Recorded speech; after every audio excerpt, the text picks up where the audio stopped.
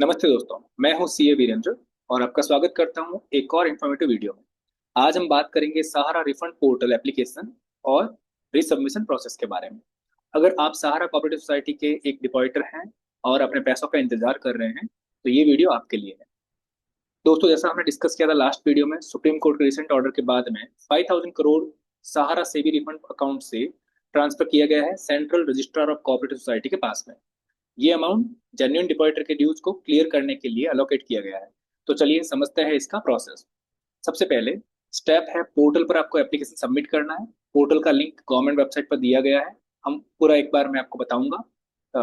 Bye presenting my screen I will show you कि कैसे आपको रिफंड का एप्लीकेशन करना है, इवन रीसबमिशन का एप्लीकेशन कैसे करना है आपको। तो रिफंड का एप्लीकेशन तो आप में से बहुत सारे लोग कर चुके हैं, बट रीसबमिशन कैसे करना है, अभी क्या है कि मैं जब लास्ट वीडियो पे बहुत सारे कमेंट्स भी आए थे लोगों के कि हमने एप्लीकेशन तो किया है but there is no guarantee और पैसा आया नहीं है, बहुत टाइम हो गया है।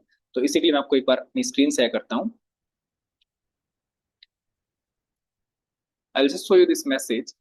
आप में से बहुत सारे लोगों को ये मैसेज आया होगा बट किसी ने नोटिस नहीं किया होगा।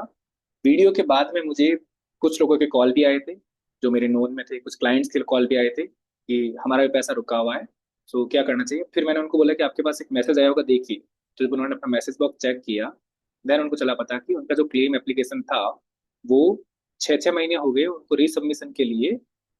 कुछ डिस्क्रिपेंसी आ गई थी, कुछ डेफिशिएंसी आ गई थी, जैसा हमने डिस्कस किया था लास्ट वीडियो में। अगर कुछ कमी पेशी रहती है तो आपको वापस से रीसबमिट करना होता है फॉर्म को। ठीक है, तो बहुत सारे लोगों को ऐसा, your claim application number so and so dated, जब आपने एप्लीकेशन किया था फर्स्ट टाइम, उसके बाद में हैज वन और more deficiency details may be check by logging on the portal. फिर उसके बाद में क्या हुआ था, हमने जब उनसे डिस्कस किया ना ये चीज, तब उन्होंने बताया था हमको कि यस, ये मैसेज तो आया है पर they were not able to reply it. ठीक है, तो ऐसे ही बहुत सारे लोगों को प्रॉब्लम हुई है। तो आपका अभी मेन इश्यू कहाँ पे आ जाता है, कुछ लोगों को ये जो मैसेज आए हैं उन्होंने उसको टाइम पे वापस रेस्पॉन्ड नहीं किया है, उन लोगों ने उनको रिसबमिट नहीं किया है प्रोसेस को, and that is why now they are facing the problem. अब मैं आपको डिस्क्रिपेंसी कैसे दिखती है बता देता हूँ, ये भी आपको स्क्रीन शेयर करता हूँ, एक मिनट। ये आप देखिए, डिस्क्रिपेंसी आपको इस वे में दिखेगी। यस, आप क्या कर सकते हो, जैसे ही आप लॉगिन करोगे रिसबमिशन पोर्टल पे, आपको डेफिशिएंसी कोड दिखेगा, देन आपको डेफिशिएंसी मैसेज दिखेगा, एक्शन आइटम दिखेगा। सो अभी ये जो कोड आप अगर समझ जाओ, मेन डेफिशिएंसी क्या रहेगी, सहारा का जो मेन प्रॉब्लम था वो हमको समझना है। प्रॉब्लम ये था कि उनके पास फेक डिपॉजिट्स क्रिएट किए गए थे, मनी लॉन्ड्रिंग का केस चला था उनके ऊपर। तो उसमें क्या था कि लाइक, आप में से बहुत सारे लोग होंगे जिनका एप्लीकेशन उनके पास पड़ा ही नहीं होगा, और अगर पड़ा होगा एप्लीकेशन फॉर्म जो, तो क्या हुआ था कि सेबी ने सारे डॉक्यूमेंट्स लेके, लाइक सेबी ने जब उनके वहां पे एक केस हुआ था तो ईडी और सेबी ने मिलके सारे डॉक्यूमेंट्स वहां पे रेड करके कलेक्ट किए थे। और कुछ 60 ट्रक प्लस ट्रक भर के डॉक्यूमेंट्स गए थे सारे लोगों को वेरीफाई करने के लिए। तो आपको पता है मैनुअल इंटरवेंशन जहाँ पे होता है वहां मिस्टेक्स होने के चांसेस बढ़ जाते हैं। जहाँ पे मैनुअल इंटरवेंशन मीन्स जहाँ पे मशीन्स का यूज कम होता है एंड जो लोग हैं वो लाइक ऐसे वेरिफिकेशन वगैरह में जुट जाते हैं, तो वहां पे वही हुआ होगा। आपका एप्लीकेशन फॉर्म हो सकता है मिस हो गया, तो वो डेफिशिएंसी आ गई, या फिर हो सकता है डिस्ट्रॉय हो गया, नॉट क्लियरली विजिबल था। आपके एंड से आपने कुछ अपलोड किया डॉक्यूमेंट, रिसिप्ट अपलोड की, पासबुक अपलोड की, अब वो का वो वहां पे जब चेक किया होगा उन्होंने, उनको मिला होगा क्या, नहीं। ये इसीलिए आपको डेफिशिएंसी आई है ना। तो इस चीज को आपको सुधारना है, वापस सुधारने का मौका मिल रहा है। इसका पूरा प्रोसेस मैं आपको एक मिनट दिखा देता हूँ। अब प्रॉब्लम यहाँ पे आती है, एक और प्रॉब्लम, कि हम लोग क्या कहते, पढ़ते नहीं है पूरा। मैं आपको पोर्टल पे लेके जा रहा हूँ। ये पोर्टल है, ठीक है, ये गवर्नमेंट का पोर्टल है, ये गवर्नमेंट की साइट है। इसमें क्लियरली लिखा हुआ है, this portal is for depositors for home deficiency and और payment failure have been communicated. New users register कर सकते हैं यहाँ पे। Resubmission detail, we are currently accepting resubmission for claim aggregating up to 5 lakh rupees. Announcement of dates for resubmission of aggregate claim amount above 5 lakh और like अब जो भी 5 लाख से ऊपर है would be done later, and resubmitted claims shall be processed within 45 working day, जैसा कि मैंने लास्ट वीडियो में बताया था, है ना। तो ये बात हुई रीसबमिशन का। अभी आपको दिखा देता हूँ। आपको ये जो ये पॉपअप मैसेज था उसको क्लिक आप हटा के फिर आप यहाँ पे जाओ, रिसबमिशन लॉगिन करो। यहाँ पे आपका सीआरएन नंबर जो क्लेम रिक्वेस्ट नंबर रहेगा डालो, and then enter the captcha, validate करोगे, आपको ओटीपी आएगा। अब इसका पूरा प्रोसेस अभी हम समझ लेते हैं। प्रोसेस के लिए क्या है, यूजर मैनुअल दिया गया उसी पोर्टल पे, बट क्या हम लोग पढ़ते नहीं है, प्रॉब्लम ये हो जाती है। आप बस, आपको ये चाहिए, और मैं जो वीडियो बना रहा हूँ ऐसा कुछ नहीं है कि लाइक मेरा कुछ बेनिफिट है, I am just for the public and like because interest है अपना अपना। तो जैसे मैं पढ़ा लिखा हूँ, मुझे इन सब चीज़ों का इंटरेस्ट है कि मैं पोर्टल्स गो थ्रू करता हूँ, and when I saw the supreme court का ऑर्डर है वगैरह देखा, तो मुझे लगा लाइक एक वीडियो के थ्रू आपको बताना चाहिए। तो जिन जिन लोगों के ऐसे पड़े हैं, अटके हुए पड़े हैं क्लेम्स, वो अगर रीसबमिट करना चाहे तो रीसबमिट कर लेंगे, तो उनको एटलीस्ट पैसा आएगा, जरूर आएगा, बिकॉज पैसा पड़ा है ना फंड के पास में।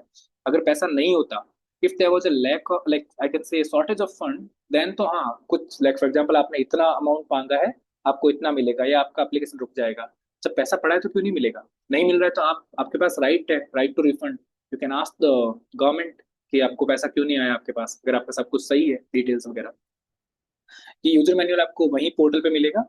आपको रीसबमिट कैसे करना है वगैरह इसमें पूरा लिखा हुआ है। इसमें कुछ 15 स्टेप्स है if I am not wrong.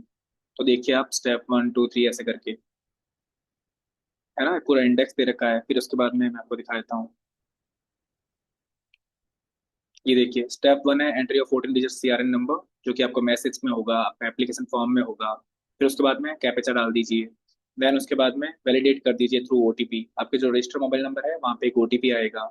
उसके बाद में आपको UID जो आपका मतलब आधार कार्ड से मोबाइल नंबर लिंक है ना, ये तो ये कंपलसरी है। अगर किसी का आधार कार्ड से मोबाइल नंबर लिंक नहीं है, पहले आप मोबाइल नंबर लिंक करवाओ। उसमें भी 2 डेज लगता है। Visit the near by E मित्र और एनी पोस्ट ऑफिस वेयर ये सर्विसेज चल रही हो।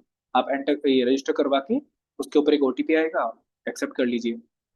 फिर उसके बाद में आपको पर्सनल डिटेल्स वहाँ पे चेक कर लेनी है एक बार। फिर उसको नेक्स्ट क्लिक कीजिए। देन आपको एक फिर आधार OTP आएगा, गेट OTP, आधार नंबर आएगा, OTP आएगा। वेरीफाई कर दीजिए OTP के थ्रू। E KYC होगी आपकी ये। फिर इसके बाद में स्टेप 8 में आपको next to go the claim details view. तो आपका क्लेम जो आपने डाला है ना, जब ओरिजिनल क्लेम किया था आपने फर्स्ट टाइम एप्लीकेशन, तो आपको वहां पे दिख जाएगा ये आपने क्लेम किया था। फिर आप क्या करो, गेट द, यहाँ पे ये जो है गेट बैंक नेम, यहाँ पे आपको क्लिक करना है, जिससे आपको चल जाए पता कि आपका जो आधार सीडेड, मतलब आधार कार्ड से जो बैंक अकाउंट जुड़ा हुआ है वो सही है कि नहीं। अगर वो सही है तो आप जैसे ही गेट बैंक डिटेल पे, बैंक नेम पे क्लिक करोगे, बैंक की डिटेल आपको दिख जाएगी, बैंक का नाम वगैरह। देन आपके पास जो भी डॉक्यूमेंट्स और आपको अपलोड करने हैं वगैरह, प्रोसेस क्लेम आपको दिख जाएंगे कि here you will be see details of the amount has been processed to depositor, the bank name, payment date. तो ये जो अगर कुछ आपका प्रोसेस हो गया है क्लेम, वो आपको वहां पे दिख जाएगा। अगर कुछ प्रोसेस नहीं हुआ है, then you will get deficiency here. Deficiency means कमी पेशी, कुछ आपके कमी रह गई है, तो वो कमी आपको कम्युनिकेट हुई थी। उस कम्युनिकेशन के थ्रू अकॉर्डिंग आप रेस्पेक्टिव डेफिशिएंसी में जाके क्लिक करके देख लो। आपको पूरा एक PDF जनरेट होगा।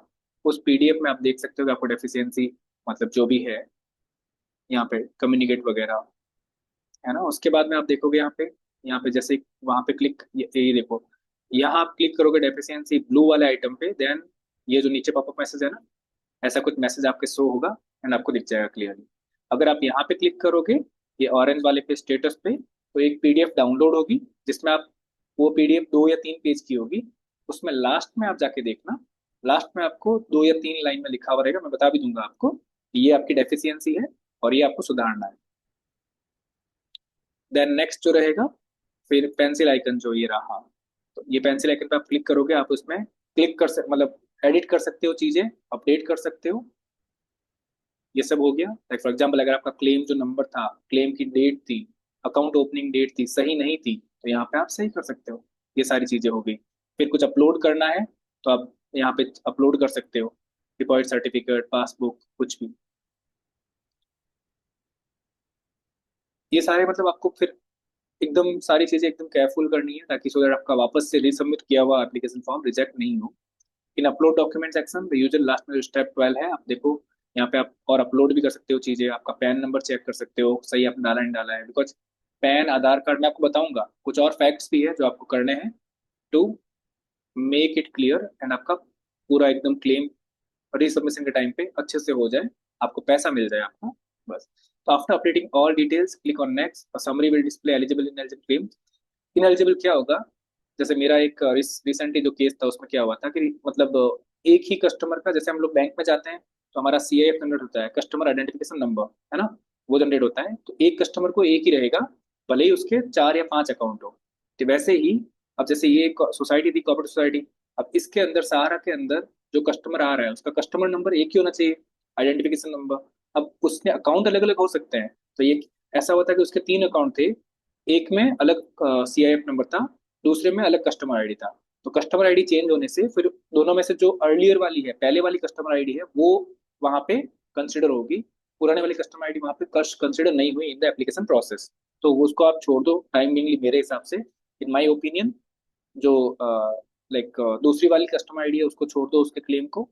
उसका आप वापस में एक बार जब ये प्रोसेस हो जाए पहले वाला क्लेम, उसके बाद में आप वापस से उसको एक नया एप्लीकेशन, फ्रेश एप्लीकेशन करना, ताकि क्या हो जाएगा, आपके दोनों पैसे भी नहीं डूबेंगे, अलग अलग वे में थोड़ा टाइम लगेगा बट पैसा आ जाएगा आपका।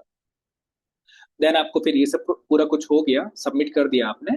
Then download and fill out the resubmission form and upload it back to the portal.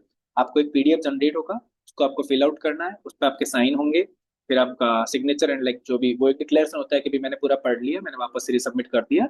And then आप उसको अपलोड कर दो। यहाँ पे अपलोड ओनली आपको ये यही डॉक्यूमेंट करना है, जो रिसबमिशन फॉर्म होता है इसी को अपलोड करना है। यहाँ पे कोई अटैचमेंट नहीं डालनी है, अटैचमेंट आपको पहले वाले स्टेप में डाल चुके हो आप।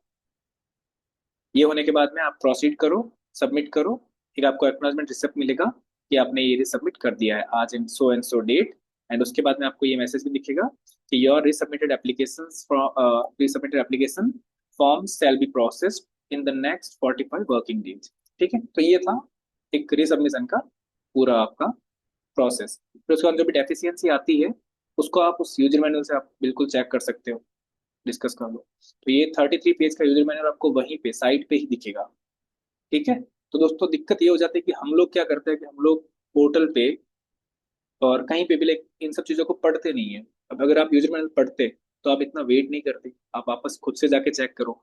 दिस इज योर पैसा, आपका पैसा कहीं पे डूबा है तो आपको टाइम देके जाना पड़ेगा इस पोर्टल पे, और इस पोर्टल पे आपको अपना CRN नंबर डाल के लॉग इन करके चेक करना स्टेटस क्या है। सो अब यहाँ पे मैं आपको कुछ टिप्स देता हूँ, फैक्ट्स बताता हूँ, सो दैट आपका जो रिफंड एप्लीकेशन है वो प्रोसेस हो जाए ऑन टाइम।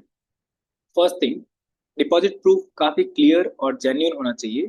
फेक या अनक्लियर डॉक्यूमेंट को रिजेक्ट किया जाता है, पता है ना आपको। तो क्योंकि आगे भी मैनुअल, आगे अगेन जो मैंने बताया था, सुप्रीम कोर्ट के फॉर्मर जज एंड उनके जो हेल्पर है, वो दोनों बैठे हैं, तो उनकी जो पूरी टीम बैठी है कमेटी, तो उनकी पूरी टीम वापस चेक करेगी ना आपके डॉक्यूमेंट।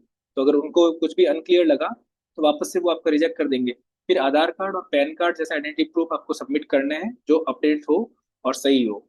फिर बैंक डिटेल्स आपको वेरीफाई करनी है, अकाउंट नंबर और IFSC कोड के साथ में, कि जो आपने बैंक अकाउंट डिटेल अपडेट किया है। फिर सेकंड चीज, आधार से अपडेट होना चाहिए, वो सीड होना चाहिए, बिकॉज आपका DBT है, मीन्स डायरेक्ट बैंक ट्रांसफर होगा पैसा। फिर रीसबमिट के टाइम पे सिर्फ इनकम्प्लीट डॉक्यूमेंट्स को ही रीअपलोड करें, बार बार डुप्लीकेट फाइल्स नहीं भेजे, क्योंकि फिर अगेन जो आपने पहले फाइल भेजी वही अगर वापस भेजोगे डुप्लीकेशन हो जाएगा। तो ओनली जो डेफिशिएंसी थी, कमी रह गई जिस डॉक्यूमेंट में, वही डॉक्यूमेंट आप अपलोड करें। दोस्तों ये कुछ मिस्टेक्स बिल्कुल अवॉइड करें। एप्लीकेशन फॉर्म गलत डिटेल्स के साथ में सबमिट नहीं करना है। अनवेरिफाइड प्रूफ या इनकम्प्लीट इन्फॉर्मेशन में आपको डिपार्टमेंट मतलब उन पोर्टल पे नहीं भेजनी है।